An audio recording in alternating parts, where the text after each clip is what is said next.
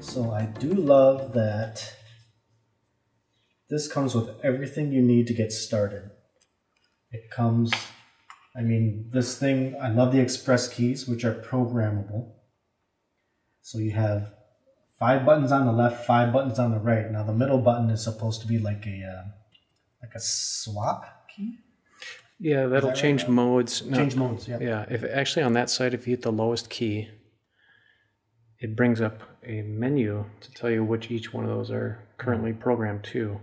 So, yeah. But it's got it on both sides, as opposed to my Cintiq here, which has it on one side. You know, and, I think, yeah, can you flip this around? I don't even know if you can flip this around for a left-handed user. But the way, by default, it's geared to the right-handed user because of the camera there, you know, the logo at the bottom. But already the screen, diagonally, this is 13, a little over 13 inches. This is about 14 inches. So this is like a 4K screen. This, I don't know if it's quite 4K, but it's UHD, which is like, I think in between. I think it's in between full HD and 4K, if I'm not mistaken. But it's definitely sharper than my Surface Pro 2, which is what I had been working on. And I love that it comes with this accessory. It's a little hard to take out of the case, this pen. Like when you put it in, it's very tight and secure, but it's like, you really need to hold it tight and pull it out. But it's got a magnetic latch right there, which is great. Let's see, I don't think there's any other computer tablets other than the Wacom Cintiq in the mobile studio line that has express keys built in. As I'm drawing it, it's very nice. I'm using a small pen. But even as we increase the pen size, there's very little lag. Yeah, we try a more complicated brush. I wonder if special effects brushes. Let's do a special effect brush. It's a little bit of lag. Depends on how complicated the brush is. By the way, let's compare the styluses. The Wacom's is a little bit thicker. It's got a little bit of a more of a molded grip. Let's bring up the exact same brush. I'm gonna test it.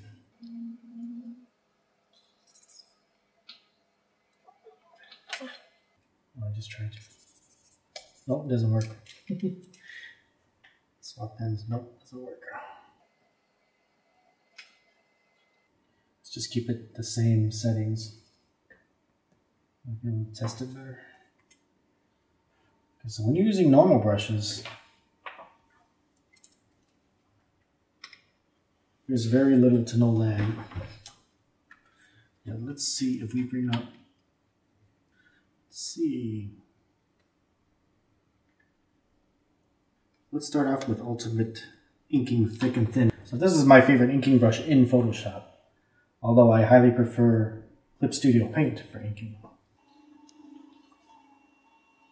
And right off the bat, I like that the feel of drawing the stylus up against the matte screen, which is included. This is kind of a matte screen. Wacom's kind of known for that. I remember on my Surface Pro 2, the screen was glass, and we actually had to get a matte film protector to mimic that more paper-like feel. But right out of the box, this is really nice. I actually like it better than this, because this is kind of like, even though it's a matte screen, it's kind of a hard tap, you know? Whereas this, it's pretty dampened. In fact, when you press on it, you can actually feel almost like a little bit of the depression when you press up against the screen. I really like that personally as an artist. So simple brushes seem to be okay.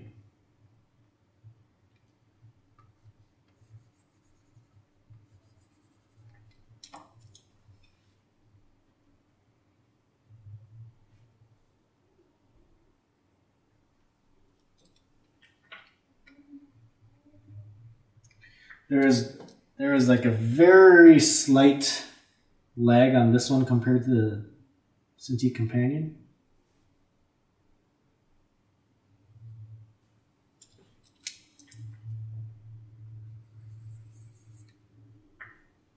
So the Companion, I can tell, is a little bit more responsive. Also, I've noticed the activation pressure on this in Clip Studio Paint.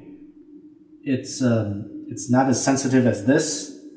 I mean, the difference is so minute that in real life situation would not bother me. Like when I just barely lay the tip on here and I draw, it won't make a mark. It takes just a little bit more hand pressure to start activating. I think here's a little bit more sensitive maybe. Yeah, this is a little more sensitive. I'm barely laying the tip on here.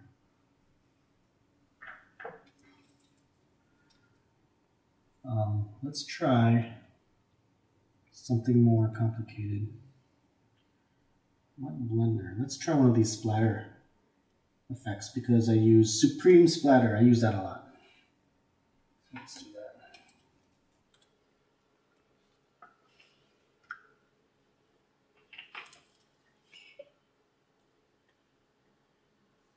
Supreme Splatter.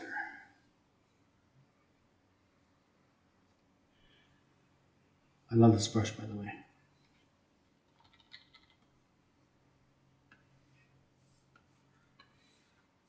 A little bit of a lag, but it's a complicated brush. But for a complicated brush, it's not doing too badly. See how it does here. See, it's not doing bad here either. This is keeping up about as well.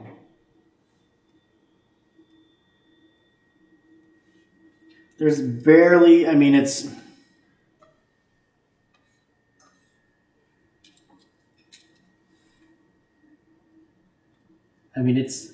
literally like a tiny like fraction of a second behind, but it's not enough to fret about.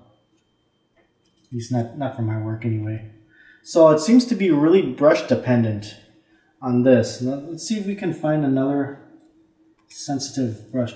As an artist, all I care about is responsiveness. If there's a fraction of a second lag, it's not a deal breaker to me. But if it's a few seconds lag, that could be a concern. The way it feels when I actually draw, which I already mentioned, I actually prefer it to the Cintiq Companion too. But let's see if I can find another brush. Foliage mix. Let's try that.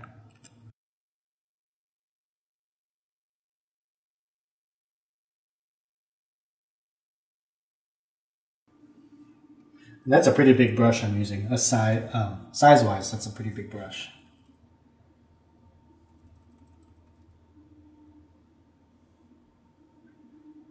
It's almost about the same, although there's, like I said, like a millisecond or something slower. It's definitely not a deal breaker. I'm going to try one more called Kyle's Pastel Palooza.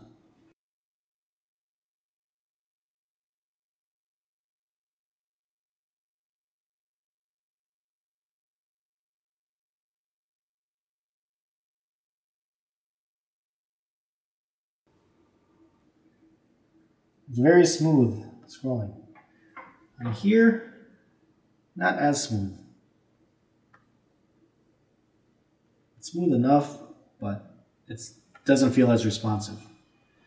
You saw it took like a fraction of a second to kick in. Whereas this is very nice. I like that. This is okay. Sometimes it doesn't even respond.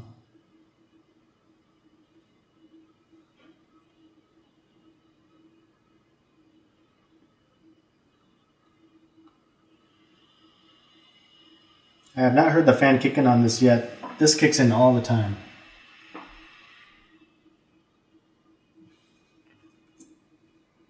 So, very nice. Very nice.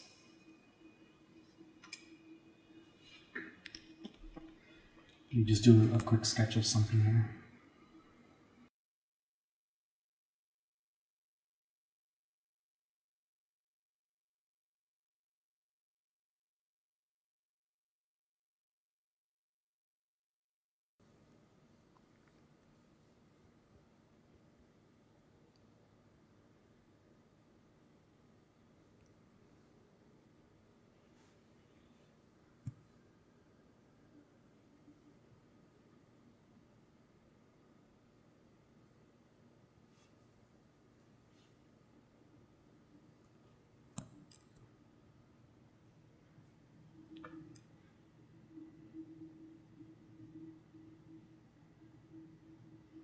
A little bit of line skipping when I'm going fast. It's not picking up some of the very light strokes. This is before when I'm talking about the pen activation pressure. So as I taper off, kind of abruptly cuts off. That might be an issue depending on what tool you're using. Because ideally you want to see it kind of drop off gradually, you know. See, even right there, it's hard for me to show the registration.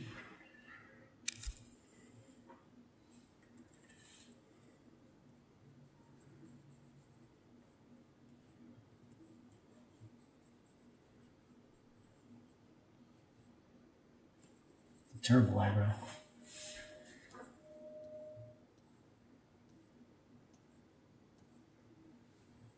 Let's try that again.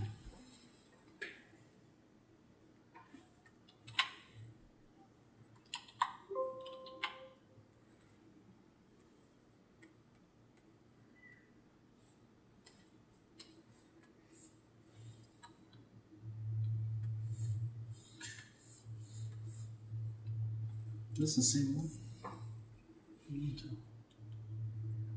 Pencil hard. And what's this? Pencil hard.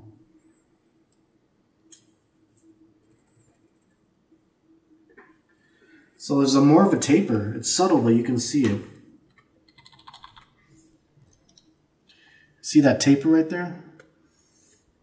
As I let go, and here's a little more abrupt because there's a threshold where the activation is too light for it to pick up. That could be an issue if you're doing fine feathering and inking. See? It doesn't fade out. Yeah, and we also do not have any of these selected on either one. Yeah. Yeah. All the settings are exactly the same. So, depending on the type of work you do, might be an issue, which is surprising since this is like Wacom technology. By the way, I refuse to go back to the Surface until they adopt that. I'm not convinced by the end trig. Sorry, Microsoft Surface. If you put me in your commercial like I thought you would 2 years ago, I might have nice things to say. So yeah, let's. Should we just close this out? Yep. Close this out. Should we do a hard? Let's cut this. Okay. And of course, I'll edit out and edit things and all that. And who knows? I want to try to get up pretty quick, but depending on what other work I get, you know. Yeah, the sooner the better. And like how? Oh, geez, this was on the entire time. What was? The background. Oh yeah. That's actually pretty good.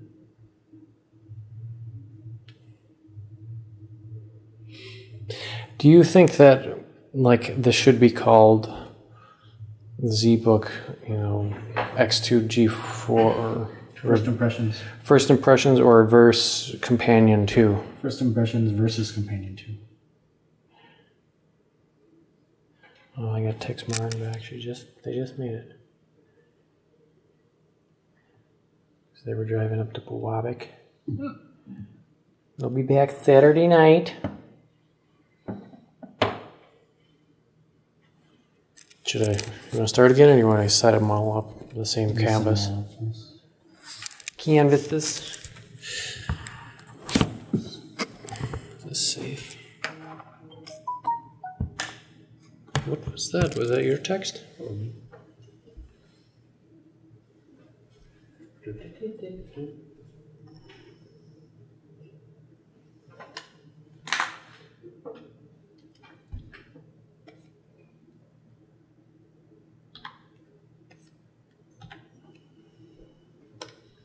Might be. I don't know, you can make it work.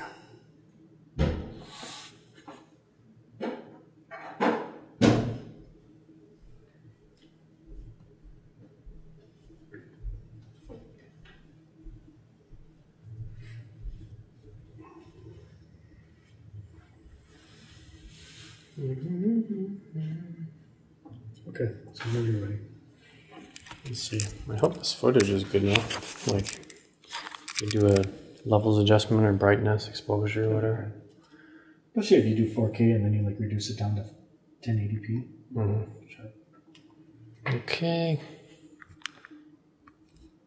Okay. Whoops. Someone's calling me now. You get it. I don't know who it is. It's a fake one. Okay.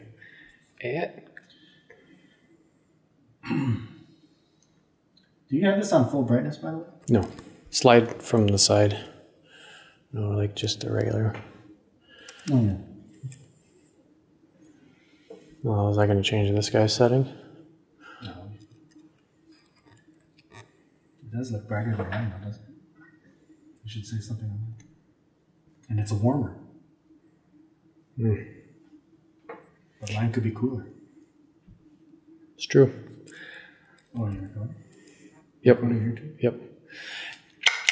So these are both. So I'm now in Clip Studio Paint, my preferred drawing software. I mostly use Photoshop to color and add special effects or to do photo retouching. These are the exact same canvas settings. We got 400 dpi on an 8x6 canvas. These screens are both at 100% brightness. And to my eye, this is easily brighter than this. So if you need to work out in the daytime or in the sunlight, chances are you're going to see this much better than this. I've also noticed that the screen color temperature, this is slightly warmer, or vice versa, this is slightly cooler. So I don't know how accurate each of these screens are technically, but you know, it's not an issue to me. You can always adjust as needed. So I've got the regular pencil on both settings on the same size. Just going to do a few strokes. I mentioned before in Photoshop that there's a little more activation pressure needed just to get the faintest of lines.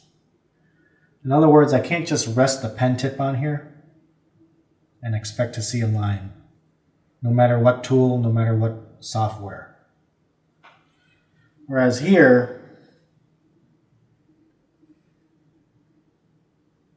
I can literally rest the pen on. Now, what happens there is that if you're sensitive to lines or you're a line work artist, like you do comic books or you do a lot of inking, you'll probably notice it because you're more attuned to that type of sensitivity, as in, like, for instance, as an inker, or when you're doing really quick strokes and stuff like that.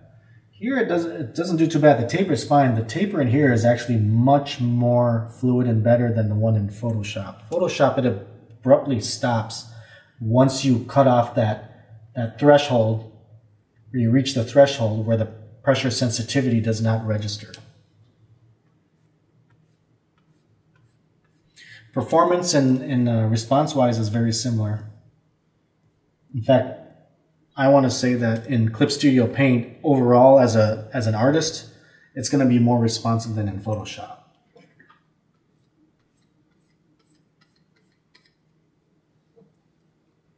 I keep mixing up my pens.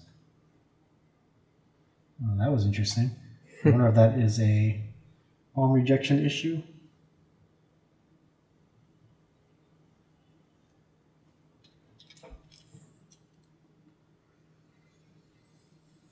There is a setting that you do want to switch it to in Clip Studio in the preferences. So it knows it's tablet computer versus yeah, like they have it here too, and I don't know. Sometimes I find it messes up on me, or it switches, or I don't know what's going on. When I was having issues with palm, like drawing. Like I was accidentally drawing a little bit in the corner when I didn't switch it. So it's handy to go into those settings and change that. I'm switching to the darker pencil now.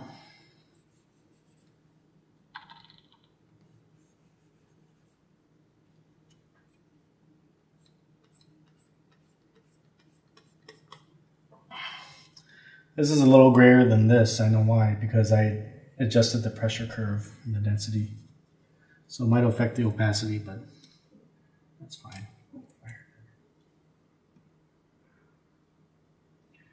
Real G pen. Let's try regular G pen. Okay.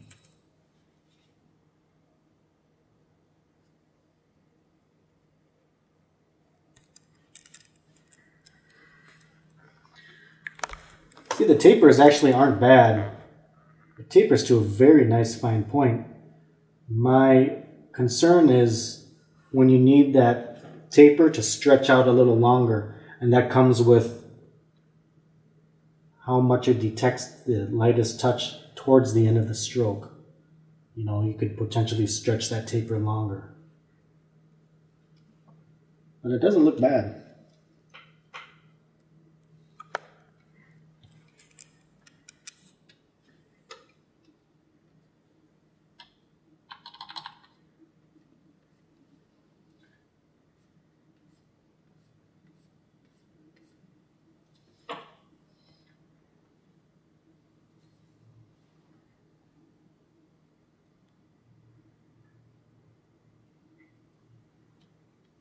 Oh, we're actually on the wrong tools.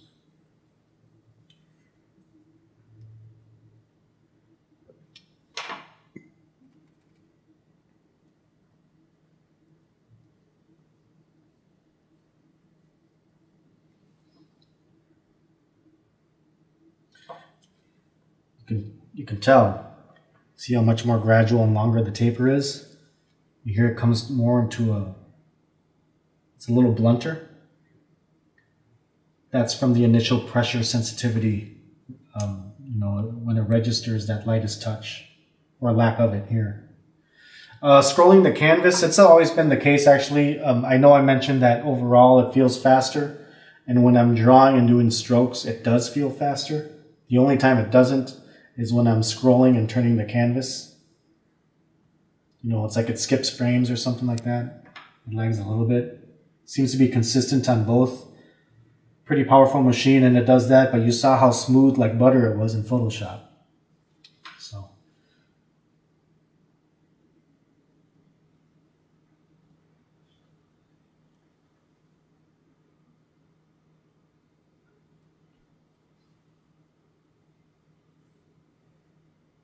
So the light running ink is probably one of the more complicated, intense inks.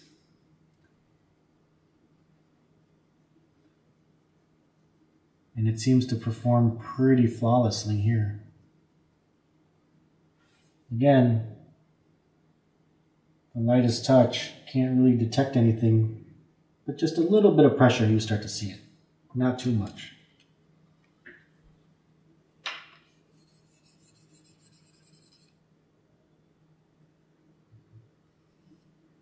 So that's the difference.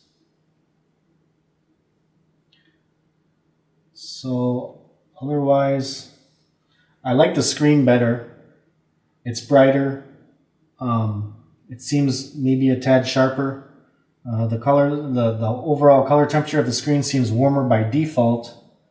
I love the feel of drawing on the screen better than this.